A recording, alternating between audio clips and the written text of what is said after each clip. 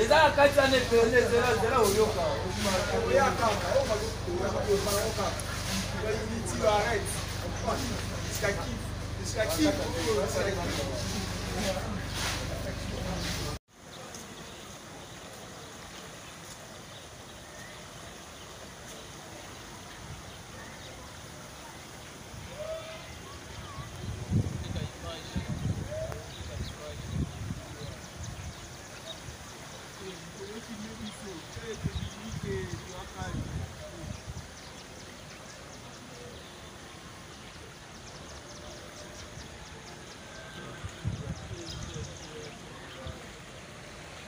Zansi sa luba, nasi sa mna sa bungu luba ngwa.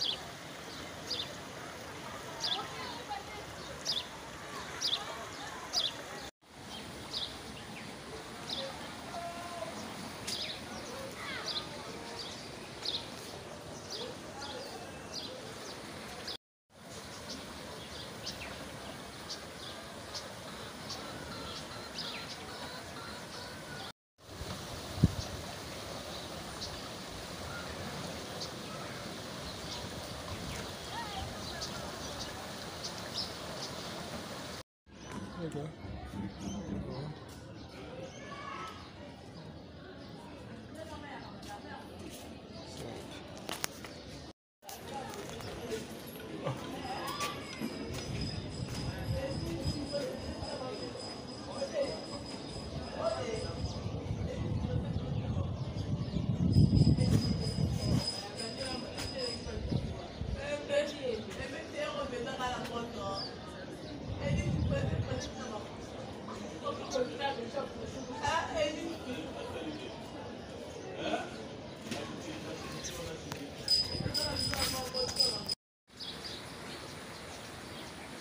Watu batunga batungi ndako pena pembeni ya fulu, pembeni ya mai. Alors soki bazindi koyimba problème.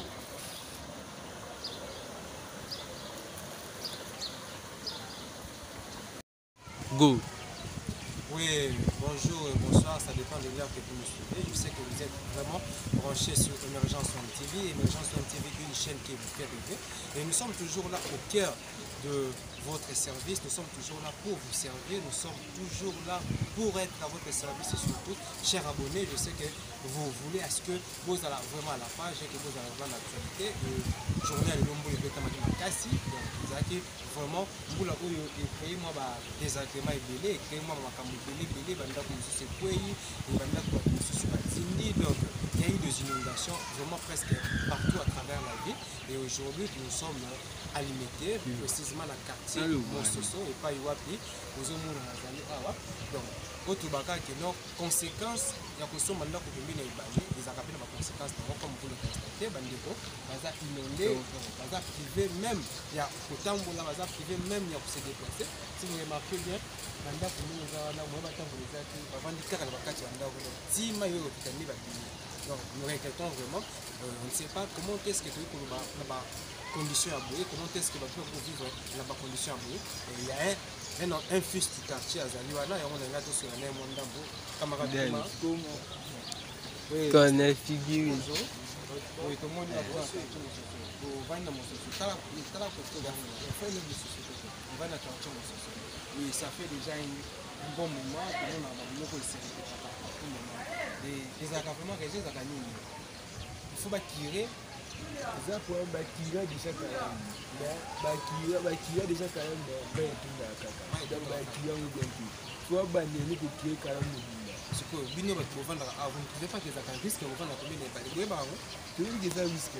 Les mots municipaux, tout ça ma petite ce que tu fais là. Tu vas ma petite la caméra le moment ma casse. Tout ça dans ma petite ce que tu veux. Kamba oui. Tu la pesa wa cher. Pesa wa cher ya oui parce qu'il faut bien pour moi son nom au fil de la classe. Donc, c'est que Bino ndembu les bêta qui doit. Na ngambo na parce que nous voyons de l'autre côté dans ça vraiment bazingi. Na éviter si ba bête ba ndako ba kimi. Donc là il était bien côté biso côté c'est qui na biso na mai qui non vous devez tirer les problèmes biso côté na wow.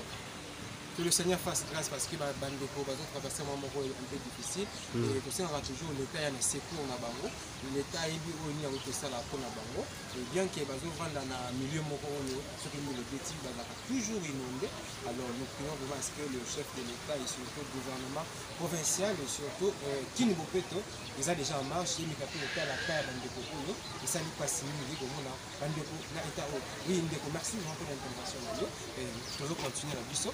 Merci Bandeko, surtout il y a Emergence on TV et continuez toujours de vous abonner. Là, on a qui est dans le temps de la mini pénalité parce que Mososo, les quartiers, Mososo, Mososo, quartier qui est très bien, Mososo et Polisi, Bakonzi Ebele, Mososo et Bombi, Banapoto Ebele, Mososo et Bombi, Bakonzi Ebele, comme je le disais tout à l'heure. Alors, on met un peu pour Sunga quartier, on met un peu pour Tcha, moi le Boko.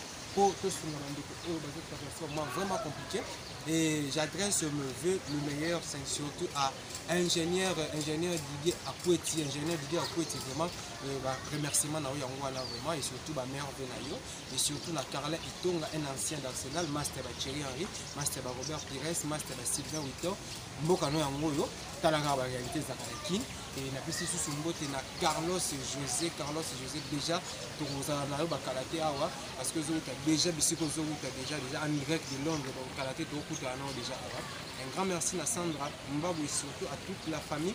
Il y a Carlos José, Sandra Mbabou, et na pesi mbote mingi lisusu na Dolimbenga déjà tout à l'heure avec tout à la source Maître Fabrice Leboko ceinture noire vraiment à mettre dans la sur la sécurité émergence on TV surtout sécurité dans la monsieur Safis quoi. La PC Mambote pas na yo, la PC Sombote pas René Abiri le Macron de la presse congolaise dans la PC Mbote pas na yo surtout na master Alex Ngandou le Benjamin de la presse donc meilleur Venayo et meilleur surtout na Rit Kapinga vraiment Rit Kapinga moi na Moluba la rayonnante demoiselle kitoko na sepeli et la PC Sombote na mingi surtout na Jansi Foyo Aristote Missimi et surtout na autorité morale Hervé le panel du niveau États-Unis la beau sanité Merdi Sabwana Maman Bénédicte Mbaye babona na bino yango wana donc il y a beaucoup continuer toujours pour l'émergence TV surtout on peut s'abonner parce que la réalité c'est bien Kinshasa Zambo Canabiso vous allez maintenant vous habituer, de nous suivre dans la réalité à Bajar. Nous irons partout à travers la ville pour nous la nouvelle et surtout la image et permettre de nous comment est-ce que Kinshasa est évolué. Un grand merci à Bakino, un grand merci à la diaspora surtout. Joyeux Noël et bonne année. Merci. Merci.